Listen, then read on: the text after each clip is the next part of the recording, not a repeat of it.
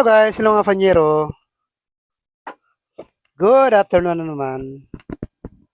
Right now, tayo ay tatawid dito sa tinatawag sa Maynila Lagos Nilad Underpass. Well, pagkagaling namin sa SM Manila, then dito kami, tatawid kami, bababa na kami, ayan. Bilisan mo naman ate, huwag kang marang-harang dyan. Mamaya madapa ako. I'm not sure kung kailan tinayo itong underpass na ito, ano. Yung sa mga hindi pa nakakatawid dito, lalo na yung mga hindi naman talaga taga Maynila o namamasyal lang sa Manila, ito, dito kayo. Oh. Ito yung Lagos Nilad Underpass. Maliwanag naman ito, malinis. Dati marumi ito, maraming nagtitinda rito. Left and right dito ang mga sidewalk vendors. Hindi pala sidewalk, ang tawag under vendors. Ito, mayroon pa mga nakaukit dito, naka-fent, oh, mga painting. Yan. Ayan. Dito aakit na kami, yan. Pasulyap lang sa mga painting dito. Yan. Ang bagong Maynila. Ito yun.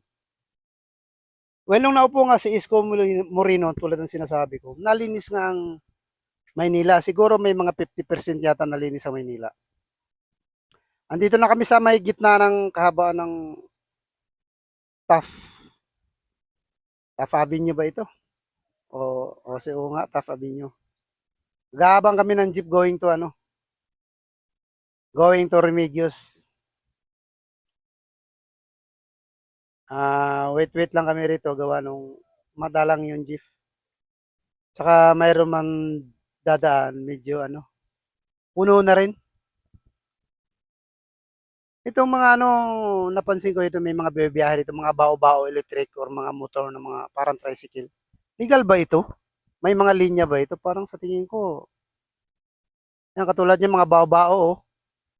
Actually, nagawa naman po sa mga jeepney na nagbabayad ng prangkisa na mahal na nagbabayad ng mga rehistro na mahal. Pero itong mga bao-bao na ito, ewan ko, magkano ang registered nito? Magkano binabayaran niya sa mga linya?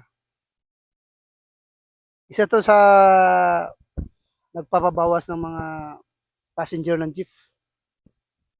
Naagawan ka mo, yung mga jeepney.